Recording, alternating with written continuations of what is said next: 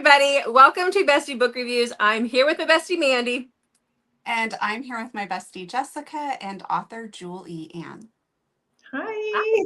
Thank you so much for being here. We're excited to have you. We're excited to quiz you on things. Thanks for having me. It's a pleasure. Of course.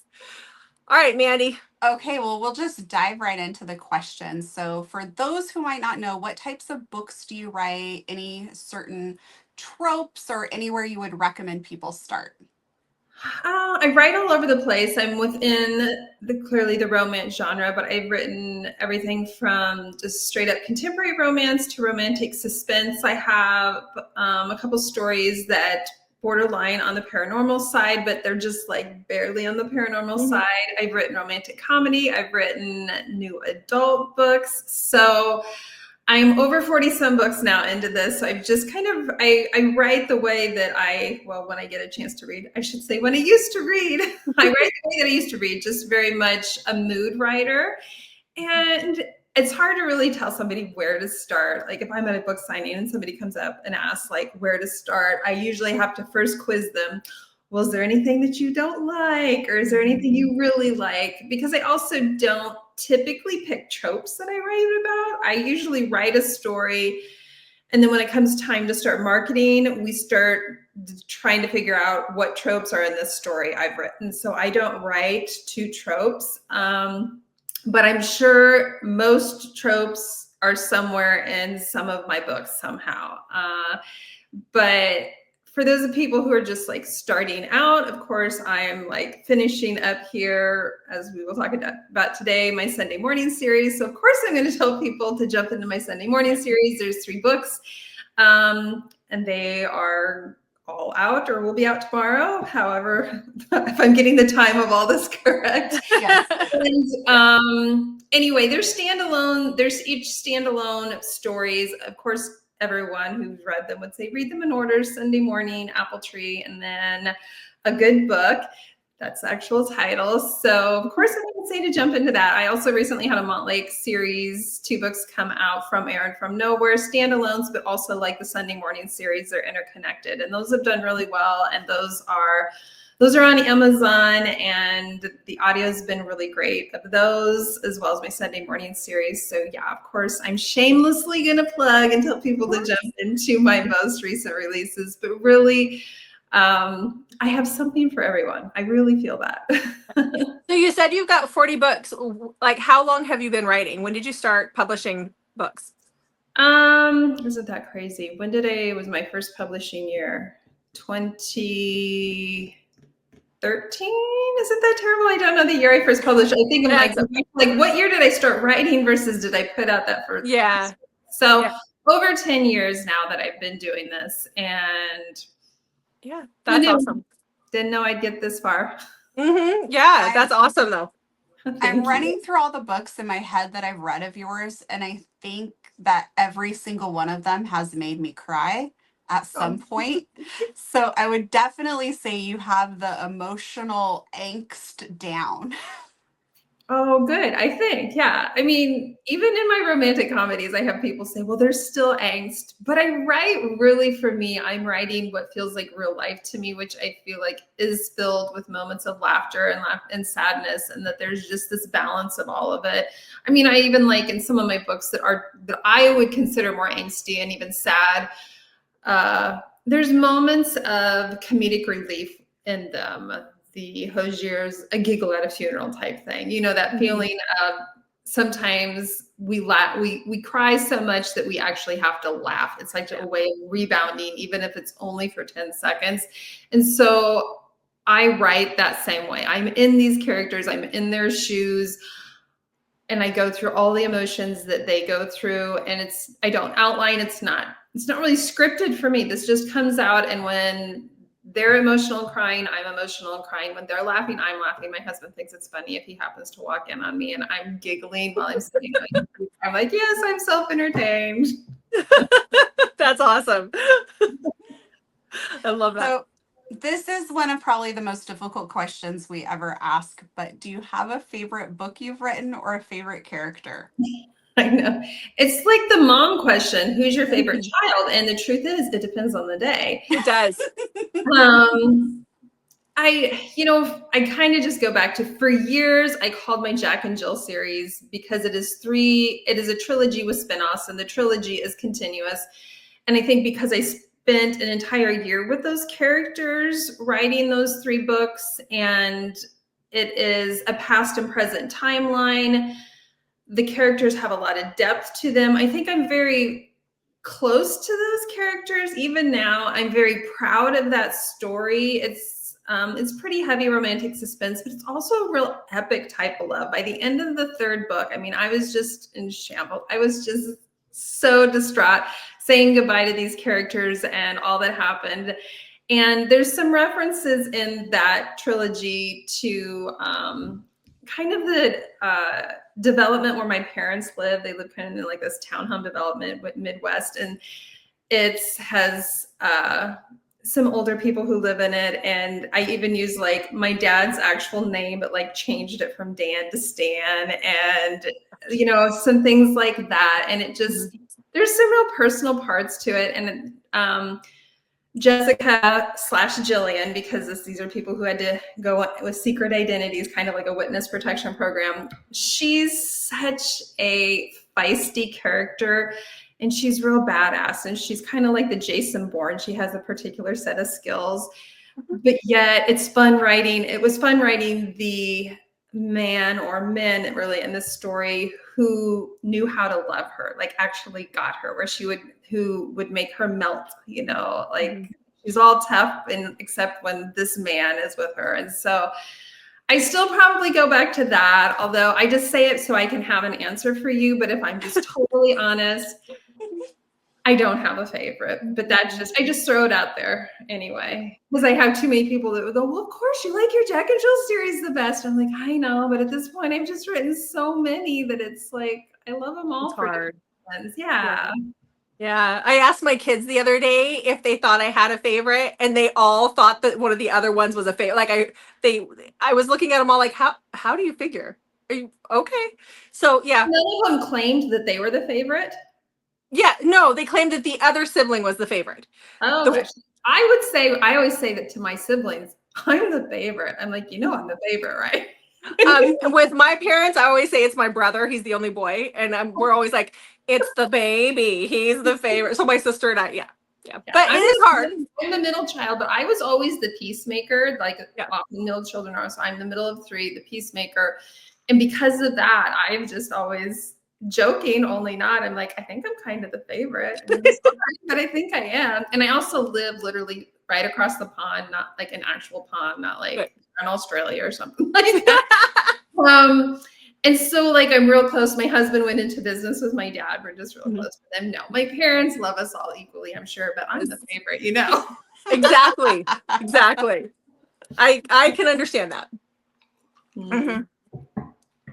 Well, my favorite book that you wrote is A Place Without You. I love that one so much.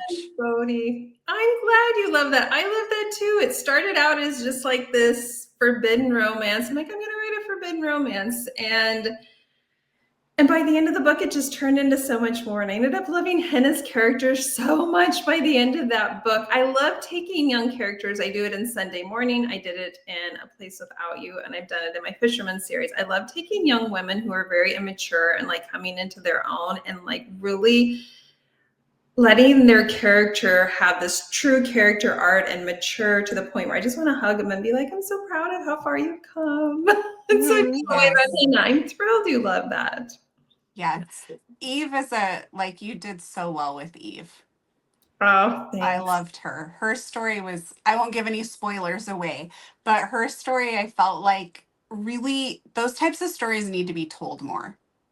What she went through.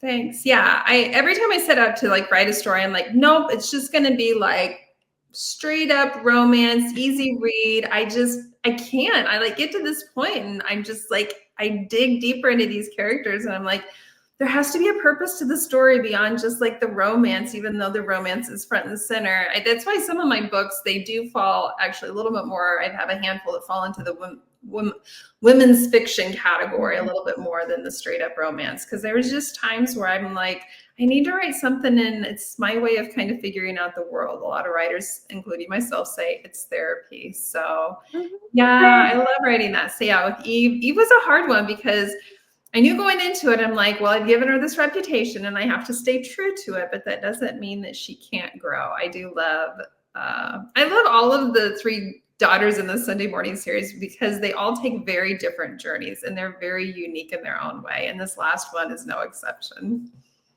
Yes. When Gabby calls Eve for advice and Eve's like, did Sarah die?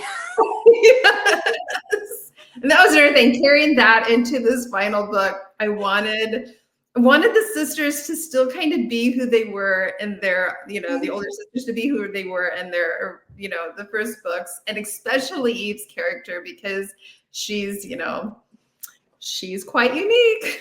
She is. So can you share, and I think we've kind of talked a little bit about this, but can you share what you're currently working on or upcoming projects?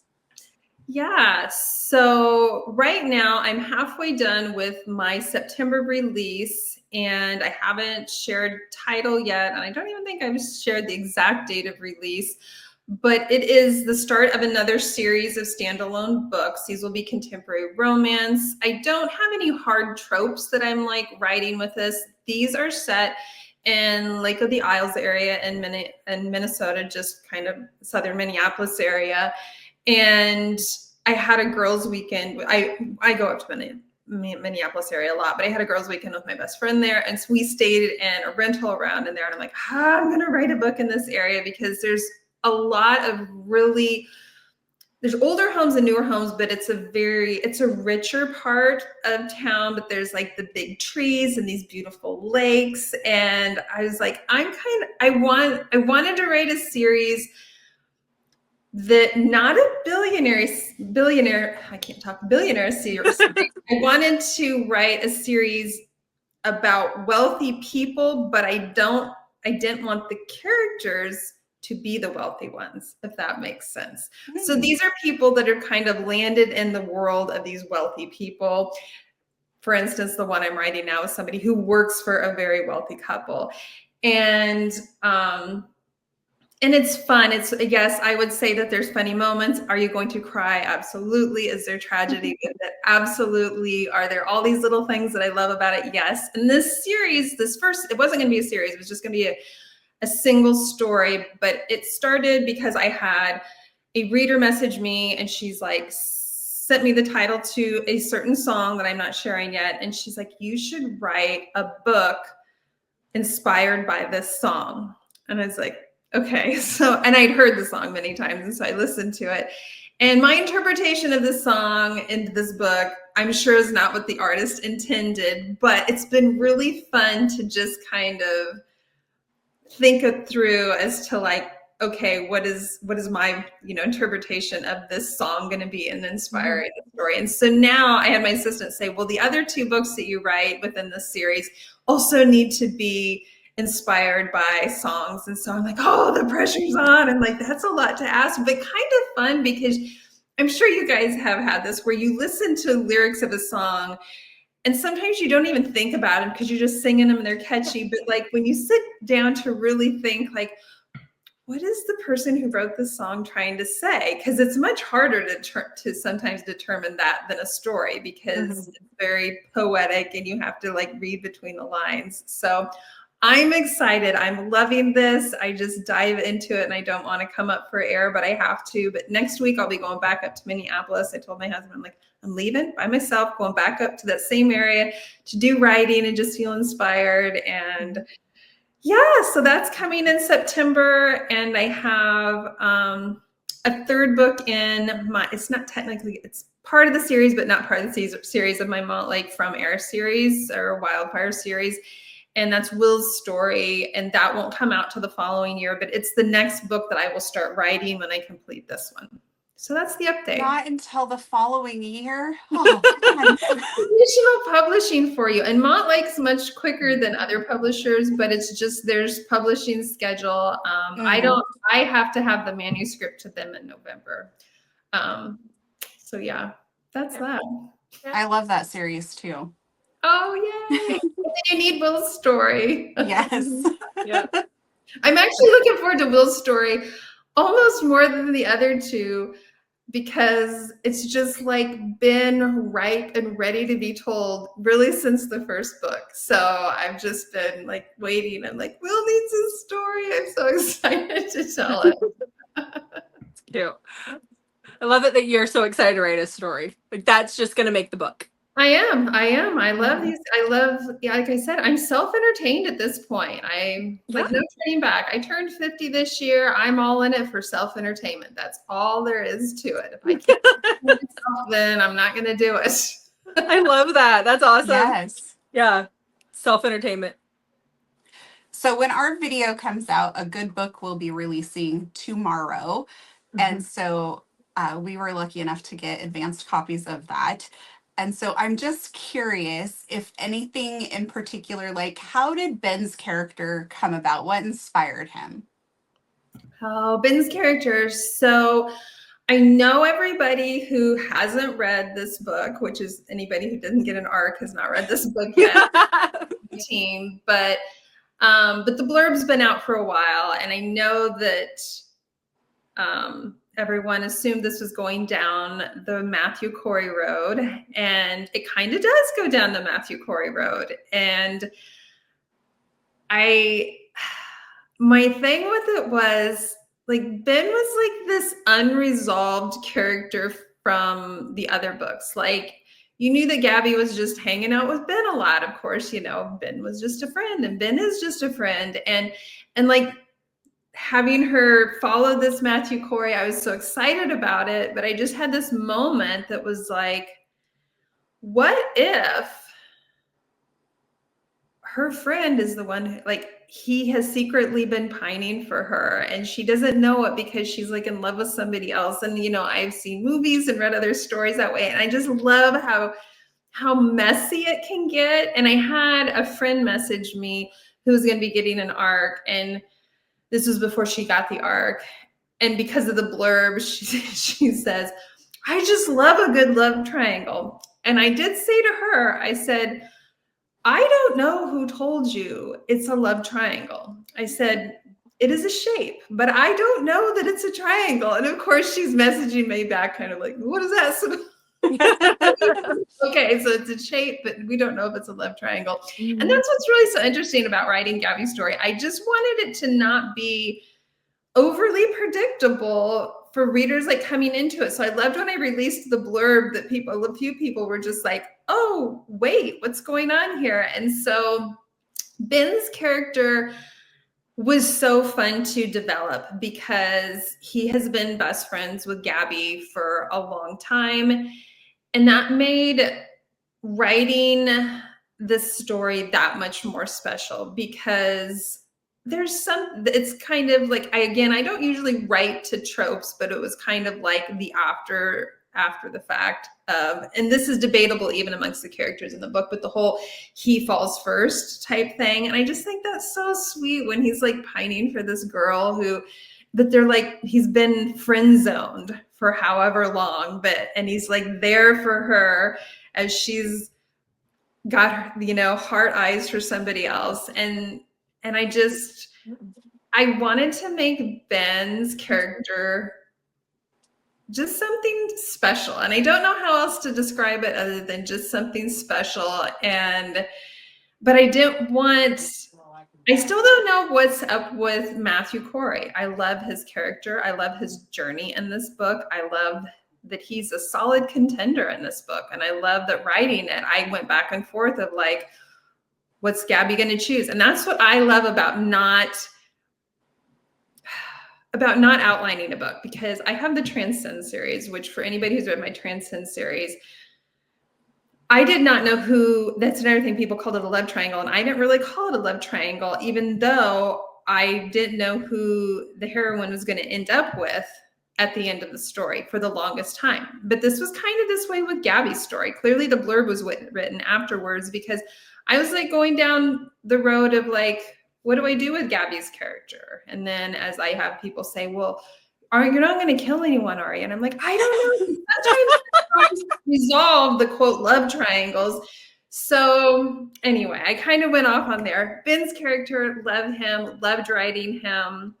I think he's a real special character. I think for me, sometimes he stole the show. He just, he did. He's just knows how to put her in her place, but yet he's like amazing to her sometimes. And then other times they have the ugly parts of just friendship in general, that like your friends are sometimes too honest with you when you're like you need it, but also it's like, lie to me and tell me I'm pretty. He thinks she's pretty, but he's not going to lie to her. So I loved writing this character. I hope you guys like him too. We'll see. We'll see if you like the shape of this love story. That's cute. So how did you become a romance writer? I don't know, took a wrong corner. I don't know. I didn't set out to become a romance writer. I was a dental hygienist for years. I was a stay-at-home mom who helped run my husband's business. I homeschooled my kids. I owned a retail store for 5 years with my mom. And then one day I just had my best friend, who was at the time consuming massive amounts of romance novels, and she's like, she was on the 50 Shades of Grey train, and she's like, I read this book. It was recommended. I kid you not. I've told this story many times, but she's like, somebody in my Bible study group recommended this book. I'm like, I'm reading 50 Shades, and I'm like, your what group? Your Bible study group? And so really must have been a very cool Bible study group.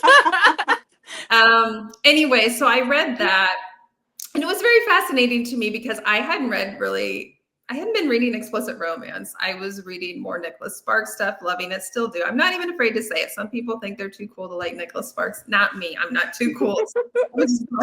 Love his stories, turn them all into movies. I'm going to watch every sappy movie. But I was really intrigued by it, probably also because of my age, and I was like heading into my 40s. So I'm like, you betcha, let's try this. So she's like, you should write something. And I didn't know anything about writing. I was good at it in school, in high school, not college. I went to college and I was studying the sciences. I wasn't into writing, but I started just reading all of the romance books, so you're reading Sylvia Day and Abby Glines and Colleen Hoover, just anybody who I could get my hands on. I was consuming these books. And finally I was like, looking for a particular kind of story that wasn't out there. So that's what I wrote. My first story actually ended up being a duet, a continuous duet. And it was the story that I wanted told that nobody else was telling. And it has so much sex in it. And I do not write nearly that amount of sex anymore, but I just wanted to see if I could do it. And I did. Didn't know anything about publishing, had never heard of a book blog, wasn't on Goodreads. I did not own a Kindle, never had owned an ebook. And to this day, I'm still just stumbling my way through this kind of I'm figuring it out as I go. Like I now have surrounded myself with really wonderful, helpful, brilliant people, but it's never been an overnight success for me. I've had to just take the advice of really smart writers who tell new authors, just keep writing. It's kind of like, just keep swimming, just keep writing. So I quickly learned to not put out a book and just sit around and see how it does and read the reviews. I quickly learned to just like, here's the book, put some promotion up and move on to writing the next book. And that is always brilliant advice for new writers. And that's how I got to where I'm at. I didn't set out to do it at all. It was almost like, just to see if I could. Do you know what I mean? It wasn't actively looking for a job. I had one. I just wanted to see if I could do it. And it turns out it's really fun. It's really fun to write. So as you guys already know, I'm self-entertained. Well, all of us readers are very thankful that your friend went to that Bible study and got that rec and started this path. And I do have to say that honestly does not sound out of the realm for Bible study situations. You get the gals talking afterwards and you find out you are not the only one. It happens all the time. 50 Yeah. Shades is a little different, but back then that was a phenomenon when it came out. Like that was a thing. My mother-in-law was reading it in her reading group, in her book club, and she was like, "You've got to read it." And I'm like, "What?" Yeah. I wasn't even a reader back then. My mom read it too, and it was crazy. And then I had to like start toning down my husband. So my husband is self-employed with my dad, or they're in business together. And so they have work in a service business. So they see customers all day. And of course, these customers, they're friends because they've been working for them for years. And so both my husband and my dad are so proud of me, which is just really very sweet. But early on, my husband was just so heavily like saying my wife is writing books. And then he starts it out with, have you read 50 Shades of Grey? And that was probably, I've never done really the BDSM stuff, even if I had more sex in my books. But I had moments where I'm like, you need to stop like right away, have that be your default. Call it like adult romance, or maybe even you can say there's some explicit scenes in it and some language or something, but don't jump right away to the 50 Shades of Grey, not because I didn't like it, or I don't think that clearly that was a very successful book, but it's a little misleading to say that every book that has explicit sex is a 50 Shades of Grey. Because and again, that's nothing against 50 Shades of Grey. Clearly so many of us loved it. And we're just like, what is this special genre going on here? And again, I know that wasn't the first book or story in that just was the one that kind of went really mainstream to a bunch of people who weren't reading at all. It got a lot of people into reading books again. And to me, that's not a bad thing, even if it's the Bible study group. Yes, exactly. They should all be by Sunday morning. There's a lot of references to yeah, see? It's great. So what do you like to do in your free time? Oh, gosh. So I am a nerd. I like to put together puzzles. I love puzzles. And I like things like playing ping pong with my son. Of course, I'm trying to think. I love really any type of, I've never met a mountain that I don't love. So I'm originally from Colorado, but I live in Iowa, and I've lived in Iowa most of my life. So one of my bucket list things is to try to get to as many national parks in my lifetime as possible. So we'll be visiting 2 more this year. One of them might have already been 2, but another one's a new one for me. So I like to travel, but specifically I like to travel to the mountains. I'll travel other places, but again, never met a mountain that I didn't love. And I'm not really a camper in the sense of like tent camping, because I'm not a fan of like bears up close, or just my oldest son and I, we kind of laugh like how humans like go into these tents, and though we're like, this thin material is going to keep us safe from the bears, like they can't see us, we can't see them. Like I'm not that person. So I'm like, we're going to stay with someplace. My husband and I would love to rent a Sprinter van and just, take some longer trips that way, or some type of, RV thing. I don't think I'm going to be a long-term RV person, but so I do some of that. We still make some trips out to Colorado. That's an easy drive for us, but we're wanting to expand this year and go some other places. But I'm pretty much a boring nerd. I'm at home. I'm very much a homebody during the summertime. I'm outside. I like to be in a swimming pool if I can be in a swimming pool. I got into pickleball here recently in the past couple of years. So I think that was like a prerequisite of turning 50 was I had to take up pickleball, and I have done that. This summer we're going to add golf. I used to golf when I was younger. We're going to get our youngest, who's 17, at least familiar with golfing. We're like, you need to at least know some of these things. So like if somebody asks you to go golf, we're in the Midwest, it's like you need to be able to say, okay, I got some clubs, I'm going to go golfing. So I'm boring. If you guys have better things that you do, feel free to share. Maybe I could try them. I'm really open to like new hobbies. I've dabbled in knitting and crocheting, so I'm willing to try about anything. Yeah. So we camp a lot. Mandy doesn't like it because I go into the mountains over here and I up here in Washington and I don't have cell service for the week that we're apart. And I read in my hammock. But we bought a trailer that we were modeled in 2020 when COVID was happening. That was what we did. Before that, we were tent campers. And you had me giggling because the first time my husband took me camping with him, which I grew up being a tent camper, but when we were first dating, he took me camping in Alaska in the fall, right before the bears went to sleep. And it was a tent that was going to protect us. And it was in a very bear-filled area. So, you know. Just like getting everything they need for hibernation, putting on some extra weight, and they would love to, It's great. And we have a tent. It's not that we don't have a tent. Like, we try to look the part, but it's like every time we decide to do something, I'm like, I'm going to look and see what we can rent. And, and I'm not a diva. Like, I am so low maintenance. I put a little lip gloss on for you girls tonight, but that's all the makeup I usually wear. That's it. Yeah. But I am a huge fan of indoor plumbing. I love it. I think it's like a great invention, and it's almost wrong to not fully take advantage of it. See, and that's what got me with the trailer, because we were tent campers and I was adamant we were not getting in an RV or a trailer, and our friends that we camp with got one, and I was like, you have a bathroom in there. Like, I don't have to get up in the middle of the night and either hobble to wherever the bathrooms are or pee outside the tent. Like, you have one in there with you? Like, okay. And now that we have one, I'll never go back because there's a bathroom there. If I need it, I can go. I mean, if you don't have to bury your poop, that's cool. That's I mean, the shovels, they make great little shovels and gadgets. One year, I don't remember if it was my mom or who got all of us girls. Have you seen the Go Girls?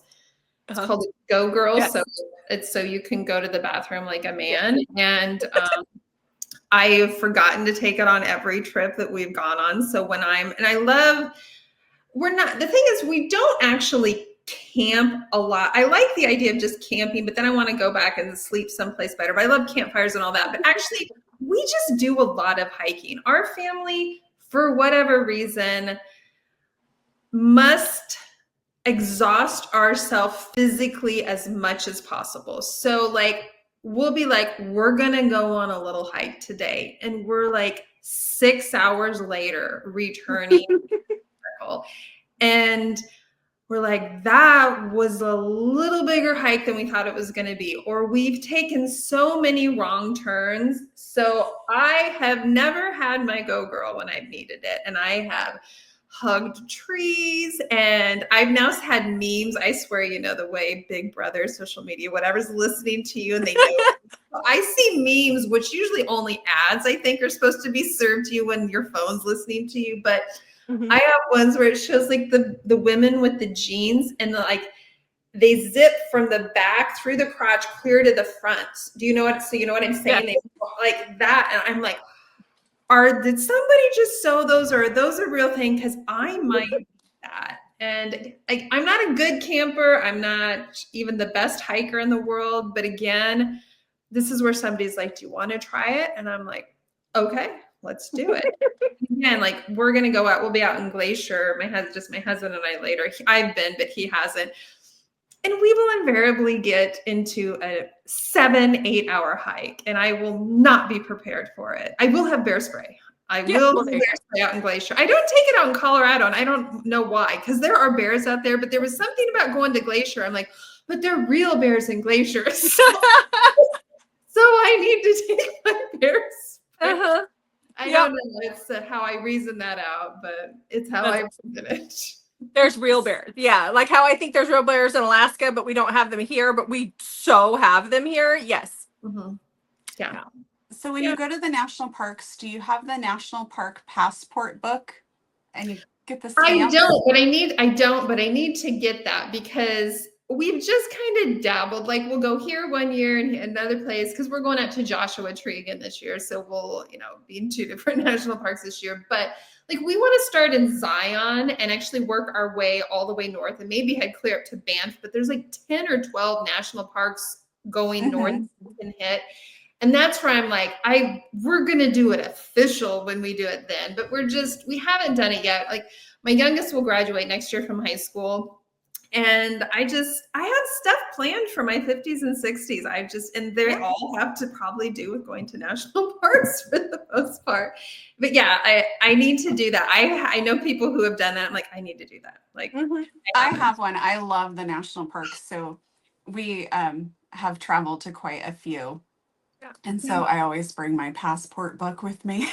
Oh, that's so smart. I need to do that. I should have been doing that way before now. It's so amazing how you're just like, oh, once you've seen one, you've seen them all, but you really haven't. So different. And it's just something, I think it is just so nurturing to the soul to like be in nature that way. And I love the ocean too, but the mountains are just different. I think it's also that realization of how small and in some ways insignificant you are when it's just like, you're surrounded by these mountains. Like the time that we were up in Canada, the first time we went to Banff, and coming from Colorado, I'm like, yeah, I've seen the Rocky Mountains. And then you go into Canada and you're like, oh, these are the Rockies on steroids. Like, these are like, Colorado's got mountains, but Canada's like, hello, like hold my beer. These are mountains. And it's just, and you never get, like, my husband will be driving and I'm just always like, as if I haven't seen how many mountains throughout my life, but I'm so in awe of it. And I think that's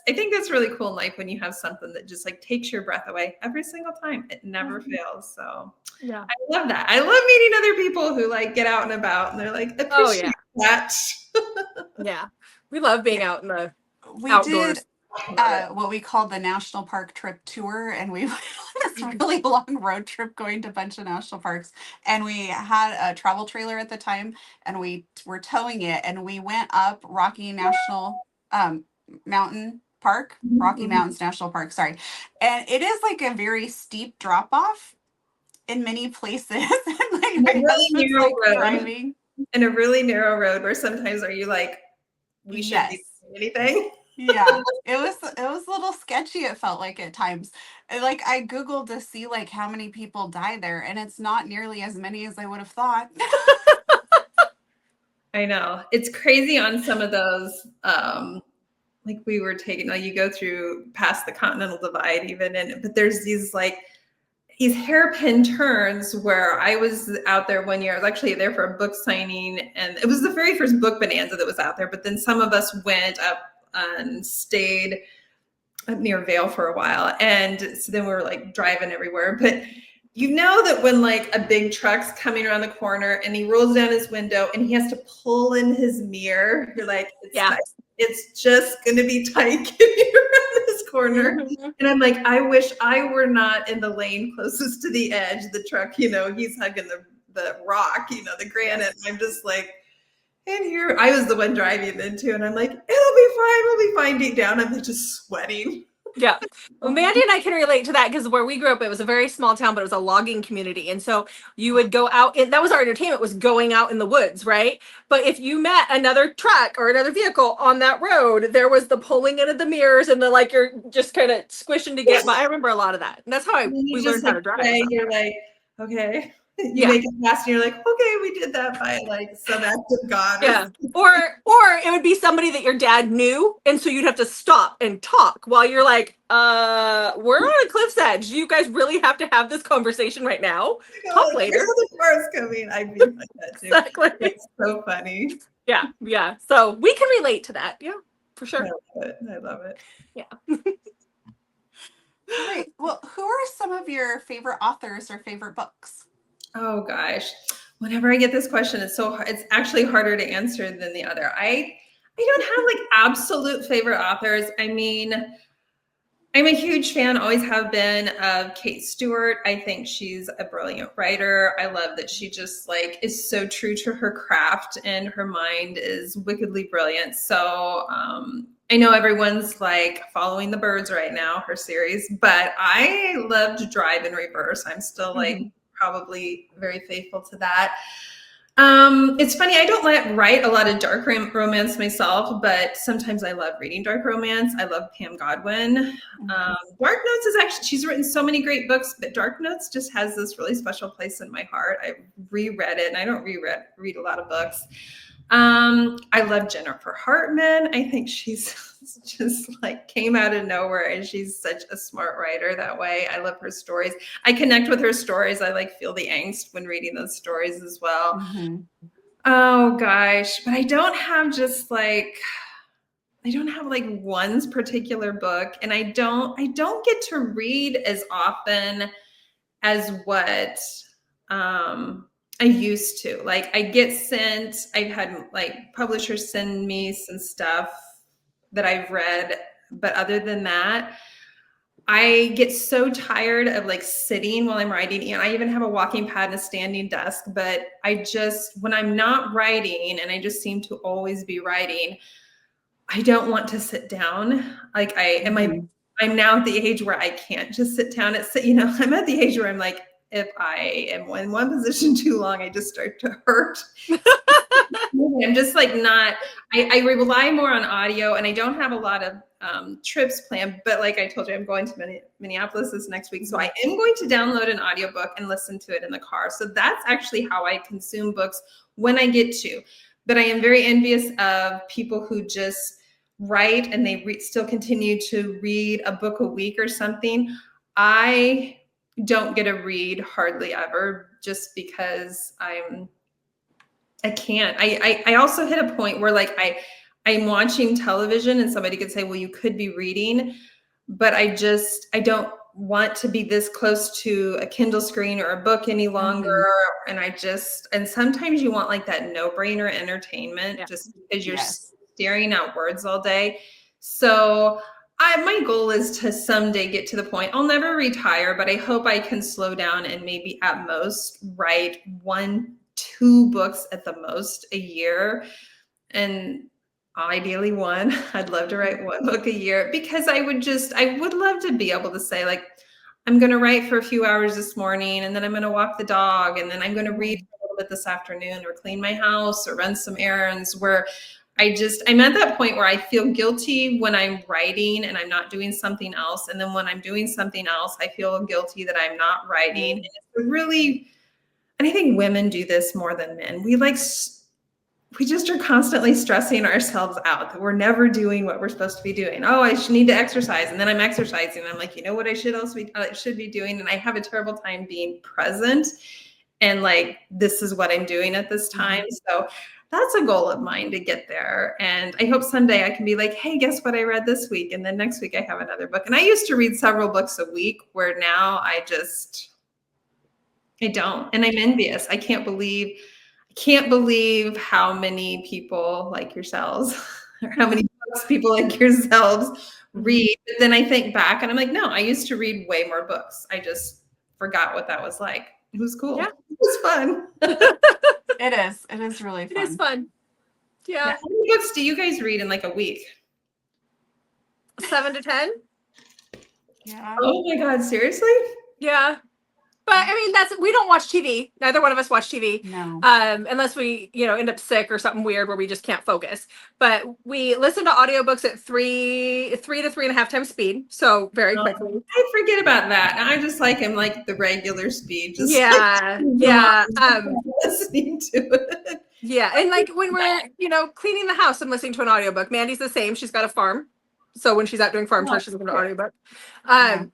Sometimes when I'm at work, I can too. I own a book box company, so when I'm packaging books to ship out, like I can listen to an audiobook then. So that's kind of how we do it. We know we're not normal. We get it.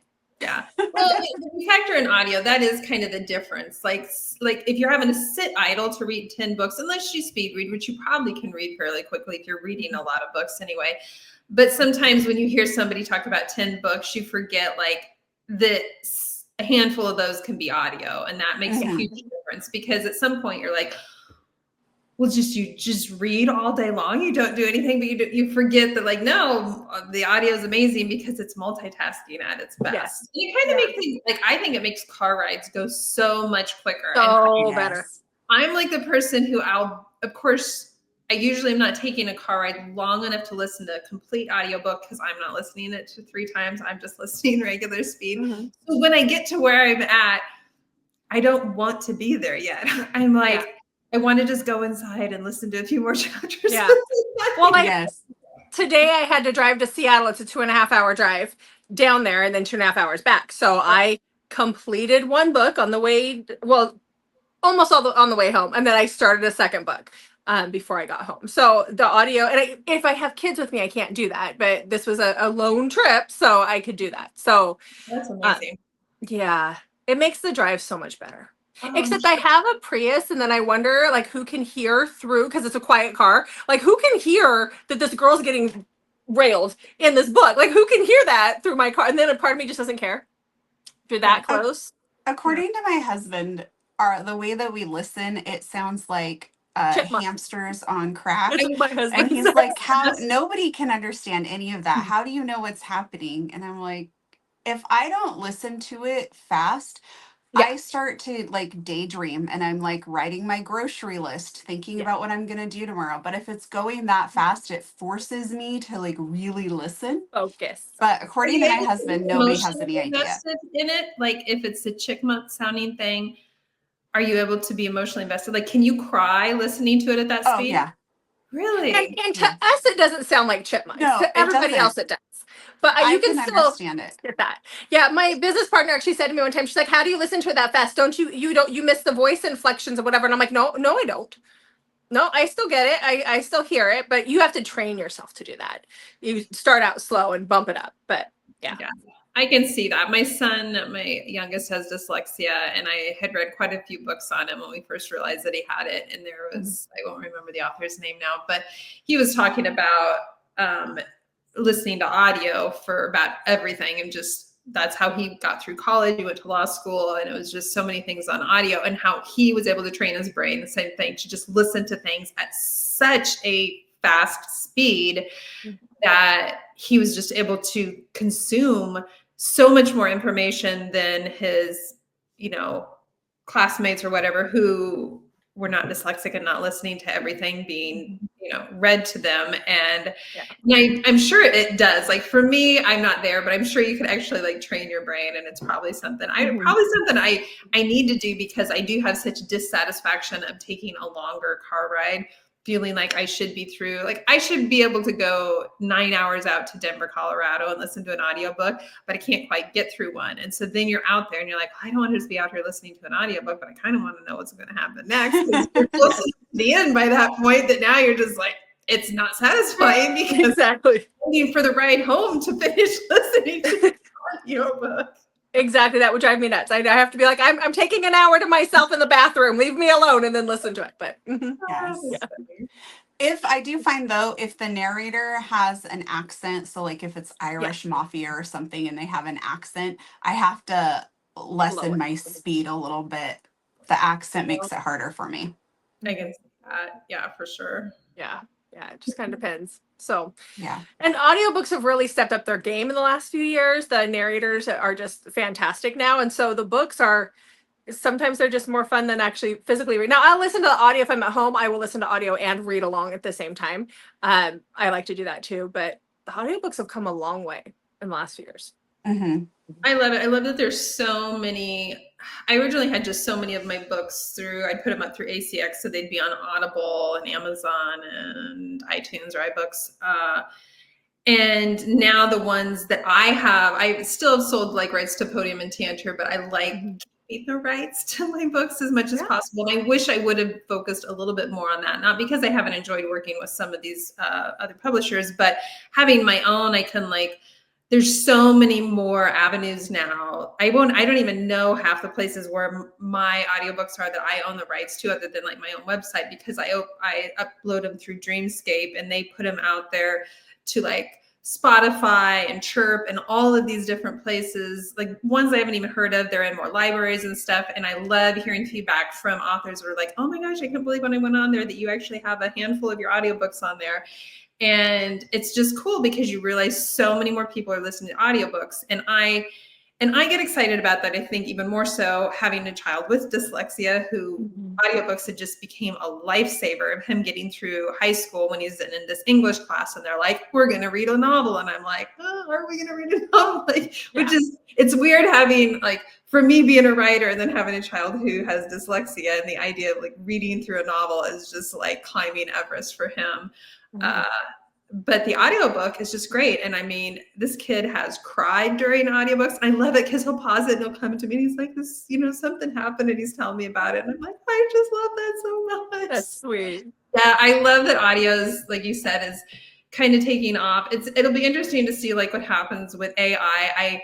I get saddened when you find out they're doing more and more AI with that, because I look at all of these audio narrators and they're such brilliant and talented performers, and they put their own spin on this book. It's like, I get to hear the story in some ways for the first time through a different lens, because they're never going to read it 100% how I intended, but that's not always bad. It's actually kind of cool to be like, I like how you interpreted this. I have yet to be like, oh, you missed the mark. I've been very lucky on that one, where I feel like my narrators have either done it the way I wanted it done, or maybe done it better. Do you know what I mean? There's times where I'm like, you made that book sound better than I think it was. So, that's wonderful. And that the AI thing is weird. Like I've listened to, I think, one or two, and I'm like, never again. They're horrible. And then they take away from the actual narrators that, you know, it's just, no, they don't even pronounce words properly.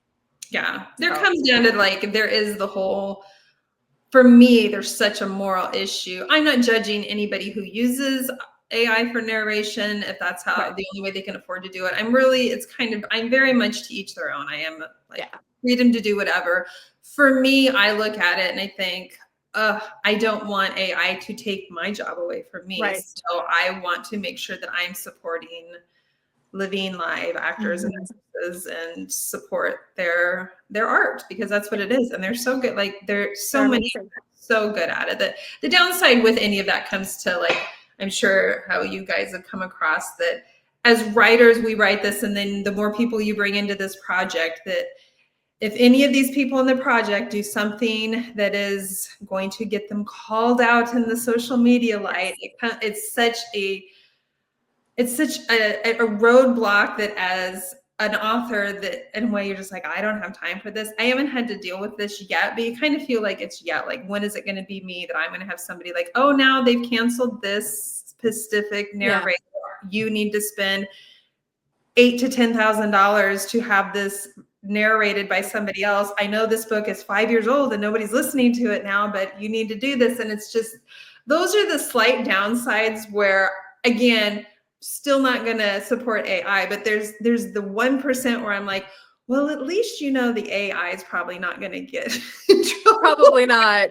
Probably be offending somebody. There's like just what I call the downside of publishing, where I love to write, but I don't always love to publish. And I know that sounds weird, but there's just like the ins and outs. That's why I just sit around in my little home in Iowa, and for the most part, I don't even know what's going on. I'm so oblivious to it. Somebody'd have to like literally come knock on my door and say, did you know that a narrator that read your book, that everyone's canceling them now? And I would be like, I did not know that. I'm just keeping to myself. And I think that that's one thing that people don't realize when they go on these little cancel situation missions that they have, or when something happens like that, that it doesn't just affect the narrator or whoever's involved. It affects everybody. It affects the author. It affects the agents. It affects so many more people than just that one person. And sometimes it's a huge topic of the idea of separating art from the artist. And and I think, I don't know if it's my age. I call it, because of my age, that I don't have a problem separating art from the artist. In fact, like when I like a song, I actually prefer, I don't love it when I actually see what the artist looks like. Like I miss the days of like hearing things on the radio, and unless you had MTV and you were watching MTV and you got to see a video, like you didn't know what they looked like, and you couldn't judge them for how they looked, and you didn't keep up to you didn't know whether they were doing drugs or not. You just knew that you liked the sound of the song.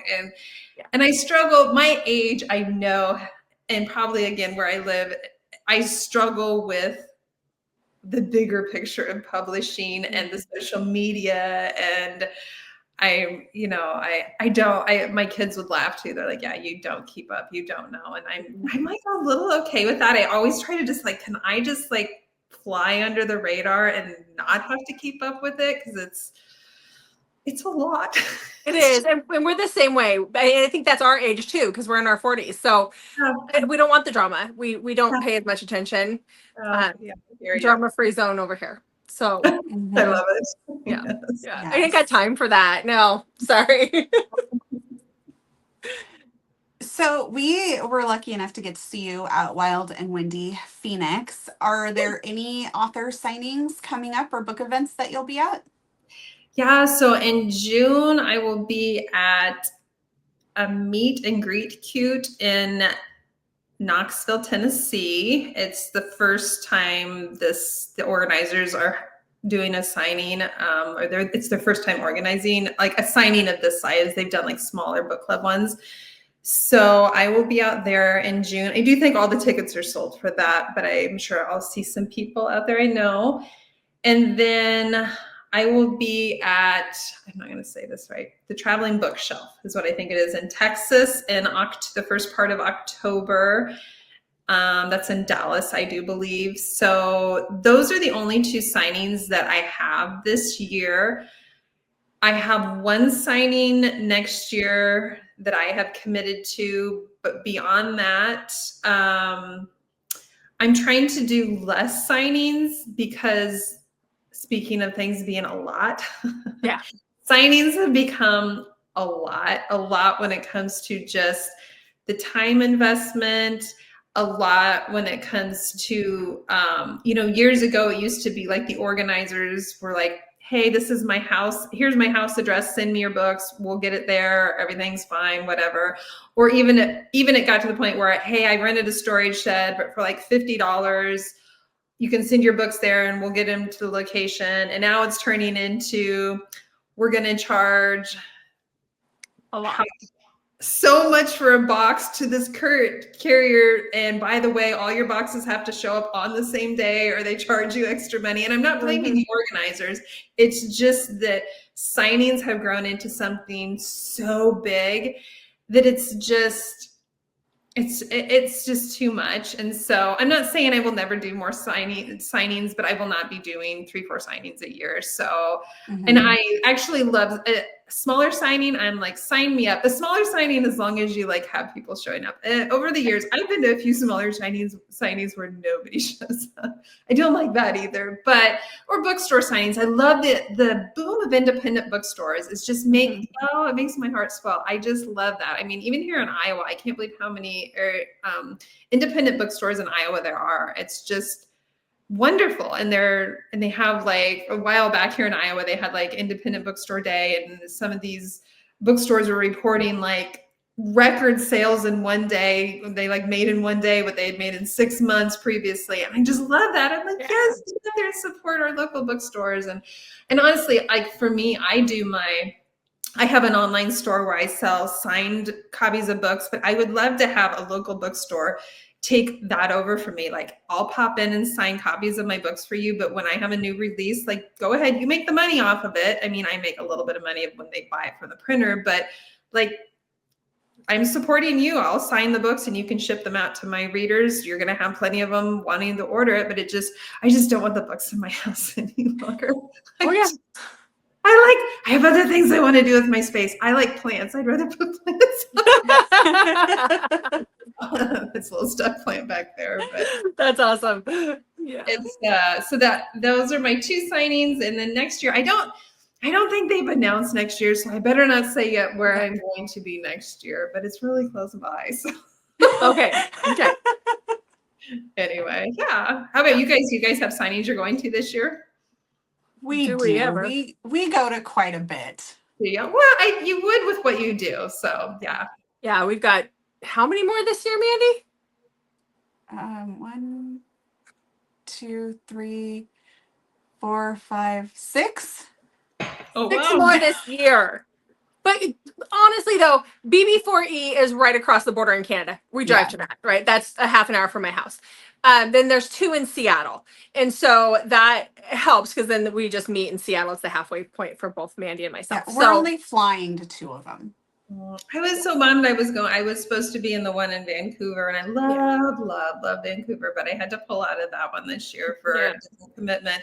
But I was bummed because I was like, oh, It's gonna be love Vancouver. I've only ever been there once, and it was only for one day. And I have been just yearning to go back to Vancouver since then, because I'm like, you can't just spend one day in Vancouver. So yeah, I normally have to drive my parents to the cruise terminal in Vancouver, and it is a get in, get out situation because it is absolutely crazy. Like, just get me back across the border, just get me back home. So no, but more like the trip from Vancouver up to Whistler and things like that. Yeah, those are awesome. Probably not to drop off at the cruise ship. So I hope you guys have a good time at all the signings. I'm sure it's got to be a lot of fun and hanging out with friends and all of that good stuff. So. Yeah, we have a lot of fun. Good. Yeah. Well, I think that's all the questions except for the very last one, which is, what is the best way for readers to connect with you?